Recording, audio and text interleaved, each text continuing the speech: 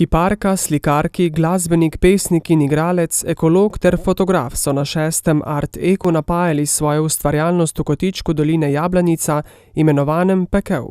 Pravzaprav se največ ukvarjamo zadnje čase z vodo in tako smo se tudi na en način znašli pravzaprav na prostoru, kjer izvira 100-letna voda. In to je Pekel, na Felicijanovi domačiji smo letos 3. leto. Za sabo puščajo sledi, kot so skulpture v vodi, slike na zavrženih okenskih okvirih, dizajnerska klop izdelana iz naplavljenega lesa.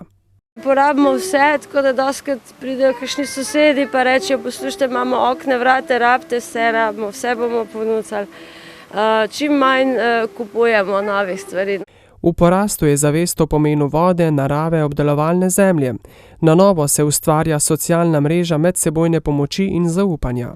Jaz sem trdno prepričan, da nova Slovenija ali pa drugačna Slovenija, dajmo tako reči, nastaja od spodaj gor. In tudi tale Art Eko druženje tukaj v Peklu je dokaz tega, kako lahko umetnost odpira ta polja duhovne svobode. Če verjamemo v prihodnost, potem moramo verjeti tako v ekologijo kot v kulturo. Mislim, da se mi zdi, da je to nekaj, kar je dragoceno, da ne grejo vsi na morje pa na Triglav.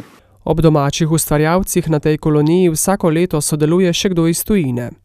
Letošnje leto smo imeli namreč tudi enega fanta, ki je prišel iz zbirnega centra na Viču in sicer original pa iz Afganistana, Tani, in smo bili prav zadovoljni, ker velikim 100 ne moremo pomagati, enem smo pa lahko ponudili pravzaprav to, kar mi lahko, srečo, svobodo, ustvarjalnost. Pregledna razstava izdelkov 6. Art Eka bo 9. septembra na gradu Podsreda.